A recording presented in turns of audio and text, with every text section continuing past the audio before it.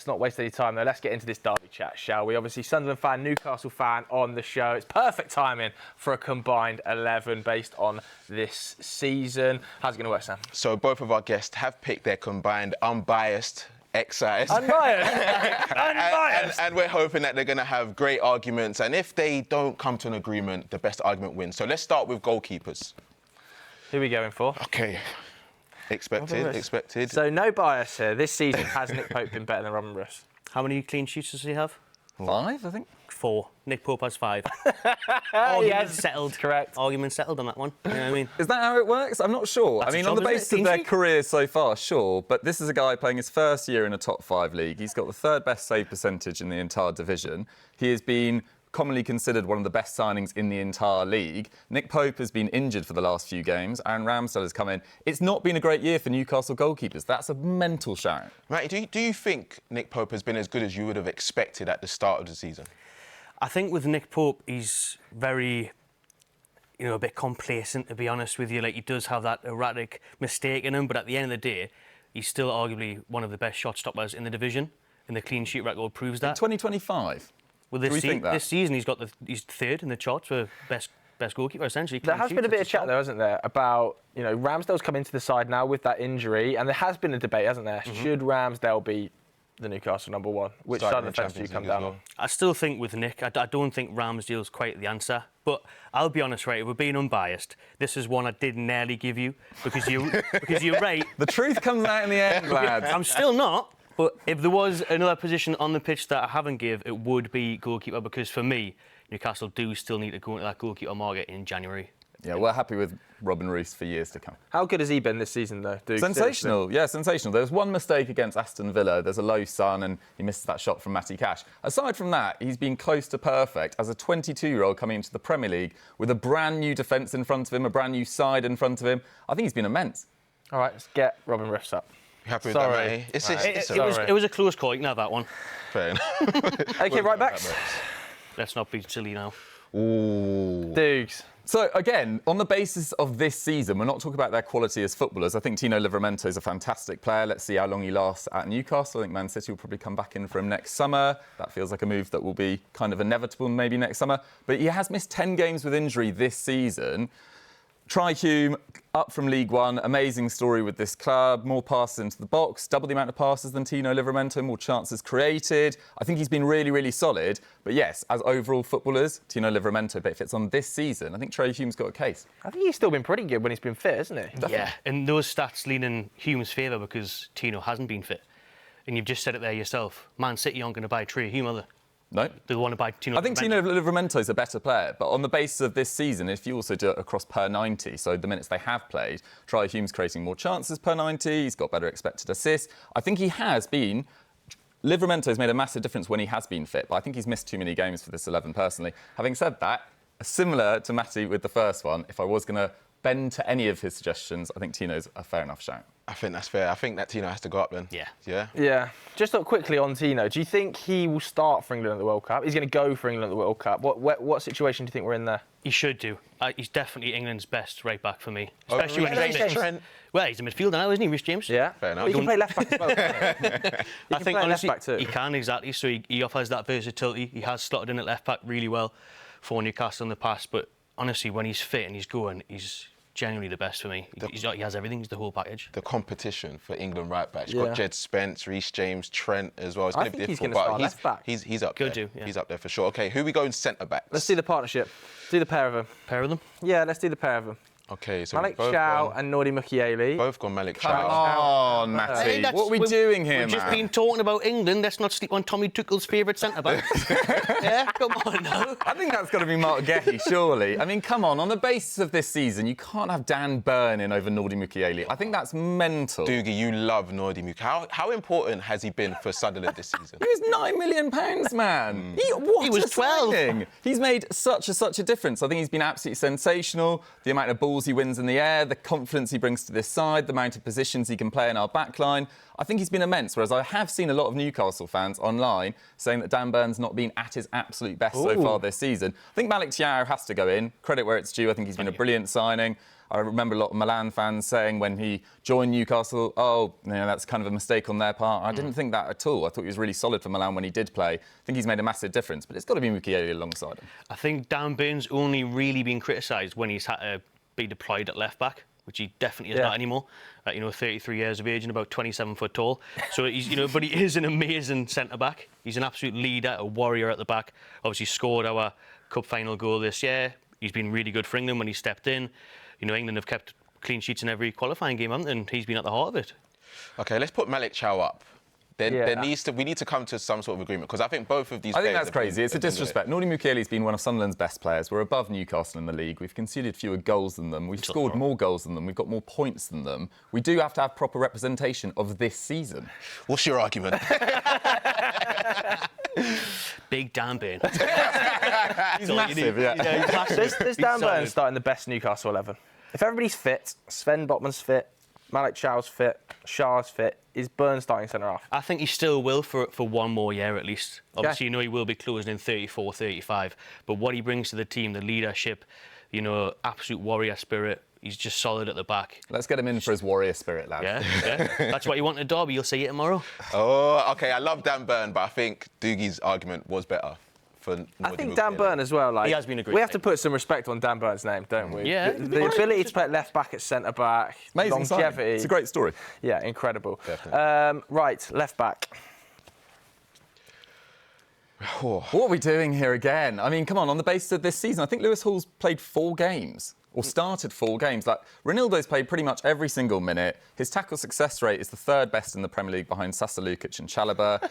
He's just been immense, except for a stupid red card against Aston Villa. And I do slightly worry about that in terms of tomorrow. But Lewis Hall's just not been fit. Again, if we're doing who's been a better player, Lewis Hall's probably had a better last 18 months. But Ronaldo's won a league title with Lille in France. He's played over 100 games for Atletico Madrid. This is a quality operator. I can't believe we got him. I think with Lewis Hall, it's one of those ones where, yes, on this season in terms of he's played more games, so his stats are better, he's looking better that way. But any manager in the world and any fan, if you're going to pick between a left-back, you're picking Lewis Hall over Ronaldo. He's also about 8 years younger than him as well. Sure, if we're building a squad for the future, but we're basing this on this season, he's not been fit. I think Ronaldo, though, Difficult. Has played multitude of positions sort of as well, hasn't he? As a wing-back at times. Yeah, the wing-back. That versatility has to be a positive, Dukes, I think. Absolutely, yeah. You can put him in at centre-back, you can put him in as a left-back, a left wing-back. I think he's been phenomenal, and given the fact that he hadn't played all that much at Atletico Madrid last season, to come in and instantly up the level of this side, I think a crucial experience in this side as well. So many of our players that we signed were under 23. I think he's been immense. Do you genuinely worry about the sort of potential of a red card tomorrow? Yeah, this is a player who, it was a kick out, wasn't it? It was lash out. It was not the smartest moment. For sure. And Hume on the other side as well. There's been a number of sort of orange cards, I would say, this year from him. He does really, really charge into tackles. Yeah, everyone's got to keep their head because it's going to be an absolute, boiling atmosphere. Matty, what about Lewis Hall? Because obviously I feel like I know he hasn't played loads of games, but when he's on the field, makes like a monumental difference to that left-hand side when it's him out there. We didn't have Lewis Hall for about a month. He came back in and we're 2 games in a row, like beat Man City at home, smashed Everton away. The difference he makes to our side is massive. Carries the ball forward, gets the assists. We talk about Tino Livramento getting in the England side. Lewis Hall should be there as well. Oh, this is difficult. I'm going to go... I've got a bit of a bias to Lewis Hall, so I'm going to go Lewis Hall. Good man. Lewis Hall. Wow! Lewis Hall, because you know what it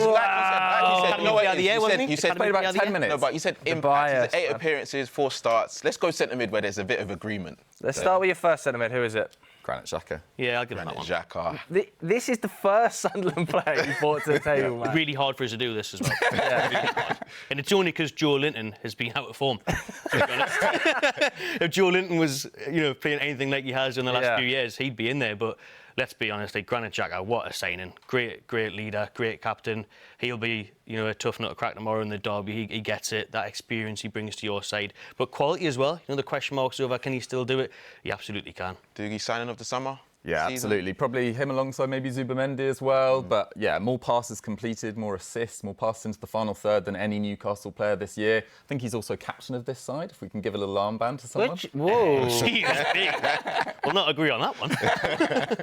But yeah, him alongside Siddiqui. Siddiqui's been immense, but he's only 20 years old. And Xhaka has been the sort of sort of calmness in this side and so much creativity as well. I think he's been immense. Are you surprised at the level he's been able to come in and hit the ground at us straight away? 'Cause obviously last season he was outrageous, wasn't he? Yeah, and the year before that as well, when they were unbeaten in the league and cup. I still can't believe he kind of went to Sunderland, and I think it was crucial to so many other players then arriving at Sunderland. You know, if Granit Xhaka's choosing to join Sunderland over a Champions League club and an offer of Saudi Arabia on the table as well, it was just phenomenal for the whole momentum of that summer, and he's just such a leader on the pitch.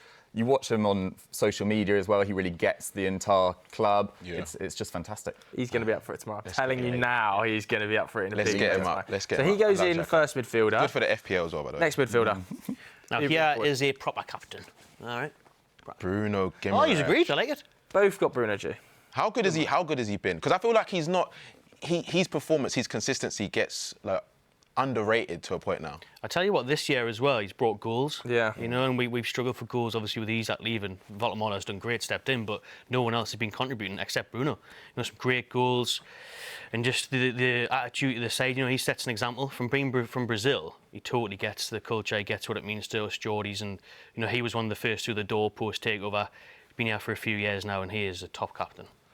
Yeah, I think he's immense. I think 7 goals and assists already in the league. I think that's really underrated. I think he's been, since arriving, really in that top bracket of central midfielders. This season, along with Rice and Caicedo, are probably marginally ahead of him. But I think it's Bruno Guimaraes just behind. I think he's unbelievable. I was going to say, for you as a Newcastle fan, where does Bruno stack up? Because we constantly hear, you know, Rice's, Caicedo's being mentioned, don't we, as the best midfielders in the league. Mm-hmm. Where does Bruno fit into that chat? I think he's very close to the conversation, to be honest. I really do. And one of the next midfielders is as well. Oh, okay. Well, we may as well get Bruno up, and then we can talk about the next midfielder. Because this is a guy Paul Scholes has down as his best midfielder in the league. Yeah. Sandro Tonali. Would you agree? Yeah. Yeah, well, that's what I mean. Like, Tonali should be in the mix. And he is going to be very difficult to keep a hold of. We've seen what happens with Isak in the summer just gone there now. If a big boy comes in from, and big boys will come in for Tonali. You think? Then players that can demand to go to one of the best. He can play for anybody in the world. He really could. Only 1 assist though. Does that worry you a little bit in terms of? It's not necessarily his game really though. Okay. You know, it's controlling the midfield. It's getting stuck in. He does need to bring more, and like I said, that's what Guimaraes has done this year. So Tonali will come into that. I think he just doesn't really get into those areas for Newcastle. I think he signed that extension as well, didn't he? The sneaky extension. Sneaky so one. like it kind of works in your favour. Even if a big team does, you are a big team, a bigger team, you know, a Real Madrid or a Barcelona decided to come in. There are bigger teams for though. him. Yeah, it would cost. Not Sunderland. Eye-watering amount. Imagine how much it would cost to get Tonali out of Newcastle. Crazy money. And look what we did with Isak, and that looks like a great deal for us right now. Duke, I mean, it is worth Tonali? talking about potential exits from Newcastle as well, actually, I think. I might as well get it in there. I think Livramento, I think Rice will interest a lot of clubs. You look at Trippier's out of contract in the summer, Kraft, Lascelles. There's potentially a big change going on at Newcastle this summer. And unless you get Champions League football again, which it looks like it will be a battle to get in there, I think there could be a bit of an exodus. OK, let's get Sandra up, though. I think that is a really strong midfield three, by the way. Let's go to the right wing. This is more debate, I believe. Surprising debate, potentially. Yeah, just off recent form, to be honest. I would have definitely had Murphy over Barnes, but just this season, Barnes has stepped up again, really. You know, he sometimes drags Newcastle out of the mud. He gets a good finish from outside the area, scores some important goals, some big winners. Now, I absolutely love Jacob Murphy, obviously. I think he's so underrated.